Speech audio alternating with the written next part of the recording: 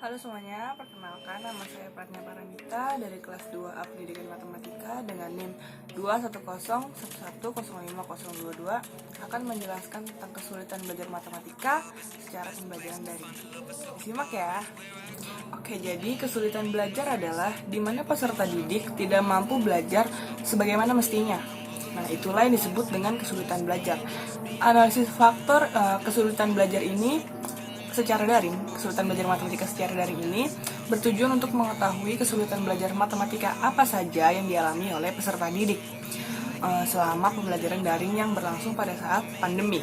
Nah, penelitian ini bertujuan untuk mengetahui kesulitan belajar para peserta didik, kesulitan saat belajar matematika, apa sajakah yang dialami oleh peserta didik, mengetahui faktor yang menjadi penyebab kesulitan belajar, lalu juga ada mengetahui kendala yang dialami oleh peserta didik.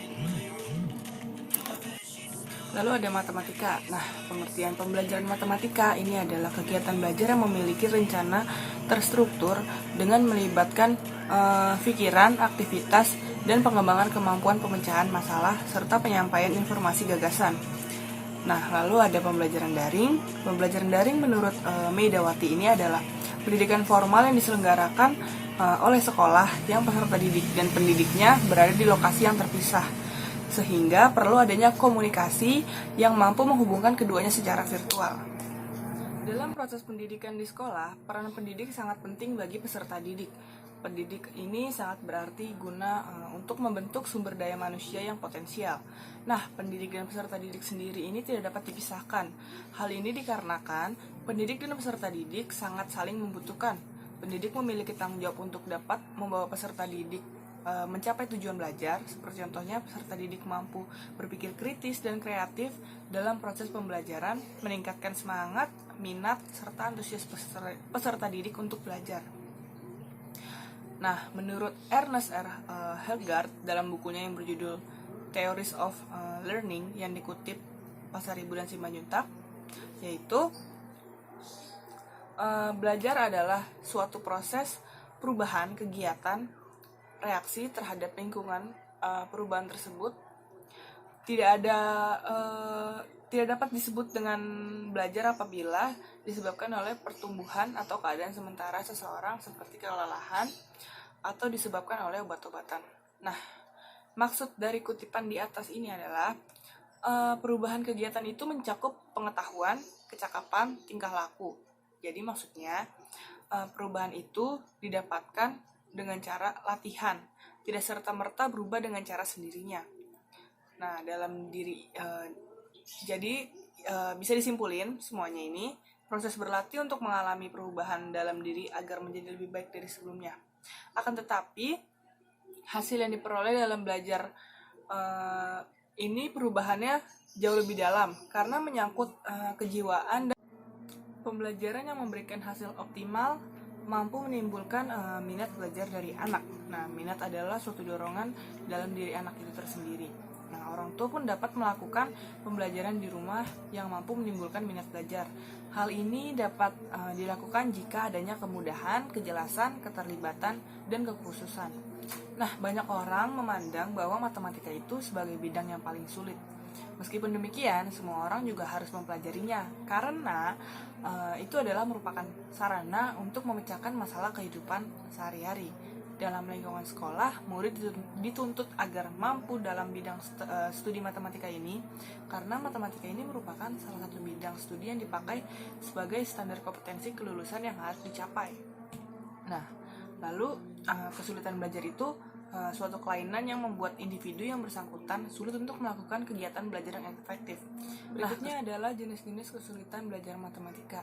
Ada dua objek yang dapat diperoleh siswa, yaitu objek langsung dan juga tidak langsung. Nah, objek langsung dalam pembelajaran matematika ini meliputi fakta, konsep, dan skill, sedangkan yang secara tidak langsung itu dalam pembelajaran matematika dapat meliputi kemampuan menyelidiki dan memecahkan masalah, belajar mandiri, bersikap positif terhadap matematika, serta tahu bagaimana seharusnya belajar. Nah, objek abstrak dalam matematika adalah ada yang mudah dipelajari siswa, namun ada juga yang sulit dipelajari siswa. Nah, siswa itu akan mudah mempelajari apabila siswa tersebut telah mengerti konsep dalam pembelajaran matematika itu tersendiri. Nah, penjabaran objek secara langsung itu yang pertama kan ada fakta. Nah, fakta ini meliputi istilah, notasi, simbol, dan lain-lain. Fakta dapat dipelajari mulai dari menghafal, banyak latihan, pertagaan, dan lain-lain. Lalu berikutnya itu ada konsep. Nah, konsep ini merupakan sebuah ide abstrak yang dapat digunakan untuk menggolongkan atau mengklasifikasikan sekumpulan objek. Siswa diharuskan membentuk konsep melalui pengalaman sebelumnya yang diikuti oleh latihan soal agar memahami suatu konsep. Konsep dibangun dari definisi, kalimat, simbol, rumus yang menunjukkan sebagaimana yang dimaksud pada konsep. Lalu itu ada skill. Skill atau operasi ini bisa dikatakan juga sebagai skill yang sehingga dapat diartikan sebagai suatu prosedur yang digunakan untuk menyelesaikan soal-soal dalam waktu yang cepat dan benar. Nah, lalu itu ada beberapa upaya yang harus dilakukan dalam mengatasi kesulitan belajar matematika. Jadi yang pertama itu adalah cobalah dengan menggunakan gambar ataupun cara lain untuk menjembatani langkah-langkah atau urutan dari proses keseluruhannya. Lalu yang kedua, bisa juga dengan menyuarakan konsep matematis yang sulit dimengerti dan minta si peserta didik ini mendengarkan secara cermat. Lalu ada tuangkan konsep matematis ataupun angka-angka secara tertulis di atas kertas agar peserta didik mudah melihatnya dan tidak hanya sekedar abstrak atau dibayangkan. Atau kalau perlu dituliskan angka-angkanya, urutan angka itu sangat membantu peserta didik untuk memahami konsep. Lalu itu ada tuangkan konsep-konsep secara sistematis dalam praktek serta aktivitas sehari-hari. Lalu ada juga sering-seringlah mendorong anak melatih ingatan secara kreatif, entah dengan cara menyanyikan angka-angka atau cara lainnya yang mudah untuk menampilkan ingatan-ingatannya dia. Lalu jangan lupa dengan memuji peserta didik. Lalu ada juga lakukan proses hubungan antara konsep yang sedang diajarkan dengan kehidupan yang dilakukan sehari-hari. Dan juga yang terakhir itu harus ada kerjasama yang terpadu antara orang tua dan juga peserta didik.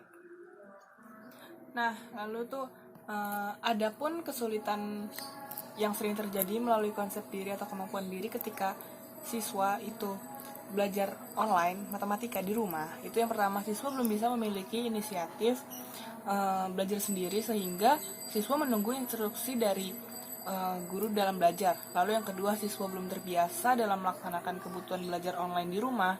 Siswa mempelajari materi matematika sesuai apa yang diberikan oleh guru tanpa melakukan pembelajaran itu lagi nantinya setelah diterangkan oleh guru. Nah, itu tadi yang udah aku sampaikan tentang kesulitan belajar matematika di era pandemi ini. Semoga bermanfaat untuk kalian.